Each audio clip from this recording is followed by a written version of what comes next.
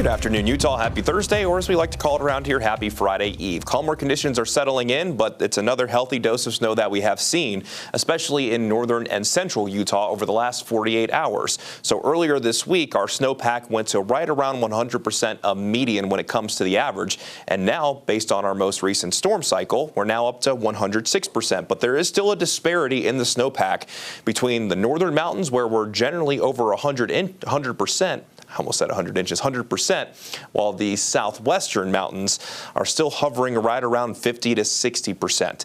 So we still need a lot more snow in the southwestern portion of the state, but we're doing pretty well for the northern half of the state. But when you put this into overall perspective across the state when it comes to the snow water equivalent, you'll notice that we've kind of gone through bursts so far this winter, where as we began the month of December, we were well below where we should be. But then right around December 9th, we were above where we should be, or when it comes to the median. And then we went through that stretch between December 10th and more or less January 1st, where we didn't see much of anything. And then between January 1st and now, we've added almost 4 inches of snow water equivalent to our snowpack, which has taken us above that median of 100%.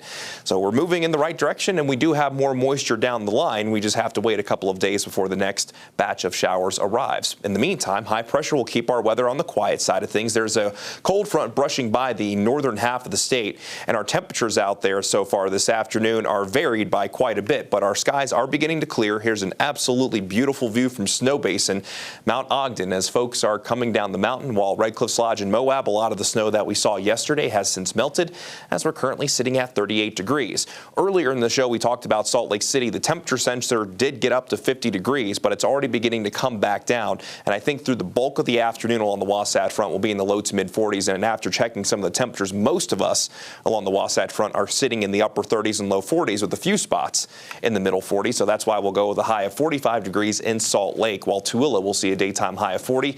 We'll be in the middle 30s in Park City and right around 40 degrees in Heber. Then down in central Utah, daytime highs mainly ranging in the 30s and 40s.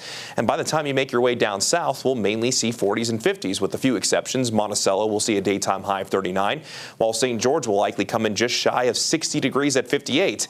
That sounds pretty nice. As we move through this afternoon, really not too much to see. The chance of wet weather more or less has since come to an end. Quiet conditions hold on through our Friday for the most part, but from Friday evening into Saturday, moisture will start to increase from the southwest, and by Saturday, we'll be looking at the potential for scattered showers across the state. However, with temperatures that are going to be similar to what we're going to find out there today, it's more than likely that we're going to be talking about exclusively valley rain and mountain snow in January. Typically, you don't say that all that often. In St. George, daytime high will go from 58 today to 60 degrees tomorrow. Then daytime highs will begin to ease down as the moisture starts to increase across the southern half of the state from the end of the weekend into early next week. Daytime highs settle in the low to mid 50s, with overnight lows generally close to 40 degrees. Then along the Wasatch Front, our daytime highs will be in the low to mid 40s the next several days. That chance of wet weather for today has since come to an end. Scattered rain showers on Saturday, then we hold on to at least an isolated potential into early next week, as daytime highs continue mainly in the low to mid 40s, with overnight lows mainly in the low to mid 30s. Brian, Jillian?